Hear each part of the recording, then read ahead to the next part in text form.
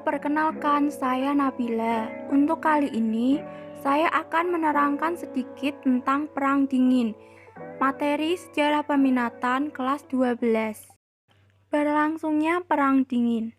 Perang Dingin dimulai setelah berakhirnya Perang Dunia Kedua. Sejak pembagian Jerman menjadi dua wilayah, yaitu Jerman Barat dan Jerman Timur.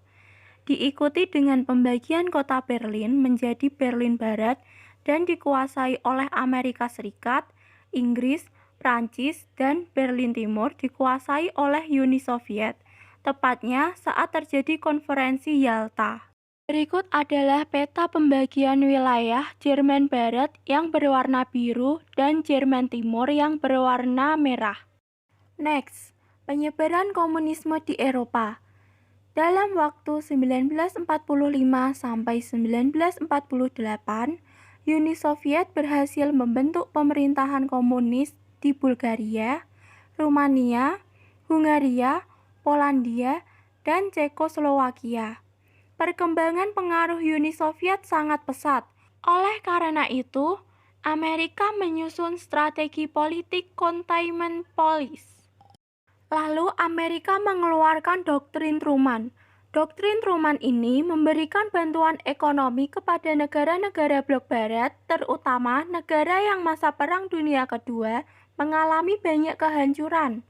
Dengan adanya Doktrin Truman ini, Amerika mendapatkan sekutu-sekutunya, yaitu Prancis, Inggris, dan Jerman bagian barat.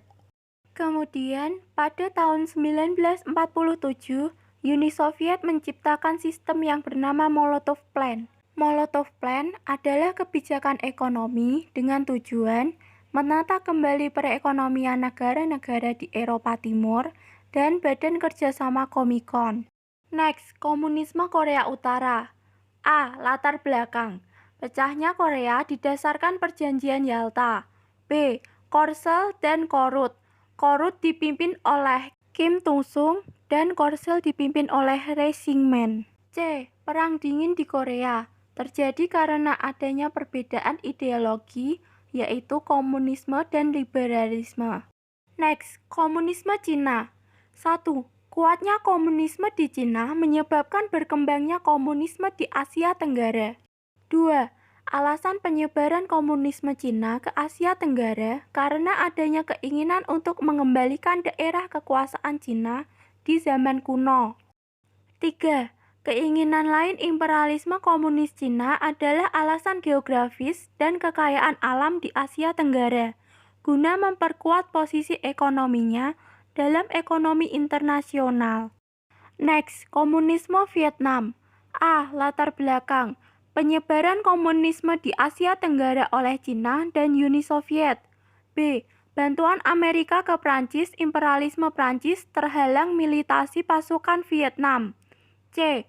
Perjanjian Jenewa merupakan perjanjian yang membagi Vietnam menjadi dua, yaitu Vietnam Utara dan Vietnam Selatan. Next, konflik Kamboja. A. Latar belakang. Perbatasan Kamboja dengan Vietnam. B. Terkait konflik Sino-Soviet. Uni Soviet tidak lepas dari masalah politik, yaitu Sino-Soviet. C. Konflik Kamboja-Vietnam. Bertentangan dari jauh antara Cina dan Uni Soviet di Asia Tenggara. Next, komunisme Kuba. A. Latar belakang. Presiden Kuba Fidel Castro mendirikan negara komunis di Kuba. B. Invasi Teluk Babi. Titik ketegangan Perang Dingin ini terjadi di Teluk Babi pada tahun 1961. Next, komunisme Afghanistan. A. Latar belakang. Nur Muhammad Tariki berhasil membangun Daud Khan melalui kudeta berdarah. B. Masuknya Uni Soviet. Guna mempertahankan komunis Afghanistan, Uni Soviet menginvasi Afghanistan. C. Mujahidin menumpas Uni Soviet.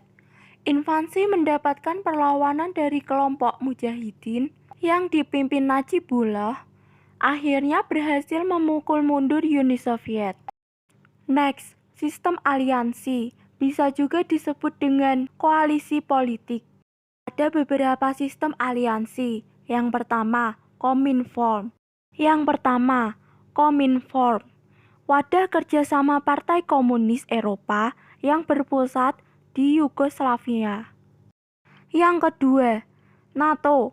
Tujuannya membendung komunis mulai dari Eropa Utara sampai Turki dan Yunani. Yang ketiga, Pakta Warsawa, merupakan kerjasama pertahanan dan keamanan negara-negara komunis. Yang keempat, SEATO. Tujuannya membendung komunisme di Asia Tenggara. Yang kelima, Pakta ANZUS, membendung komunisme di Australia dan di New Zealand.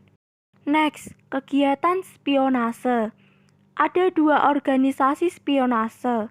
Yang pertama, KGB, Komitet Gosudar-Stevnoy Bezopasnosti, merupakan organisasi spionase untuk memata-matai baik di Amerika maupun negara-negara seluruh dunia. Yang kedua, CIA, Central Intelligence Agency, merupakan organisasi dari Amerika untuk memata-matai kegiatan komunis Uni Soviet. Next, perlombaan nuklir Amerika Serikat dan Uni Soviet. Tanggal 6 dan 9 Agustus 1942, dua wilayah dari Jepang dibom atom oleh Amerika. Kemudian, Amerika dan Uni Soviet berlomba-lomba membuat senjata atom. Dan terjadi perkembangan pesat yang memungkinkan PBB kemudian membuat satu badan, yaitu Atomic Energy Commission. Next, akhir Perang Dingin. Setelah berbincang 2 hari di pertemuan Puncak Malta pada konferensi pers bersama yang diadakan di kapal layar Soviet, Maxim Gorky, kedua pihak menyatakan akan mengurangi jumlah pasukan dan persenjataan di Eropa. Nah, sampai di sini dulu ya. Sekian dan terima kasih.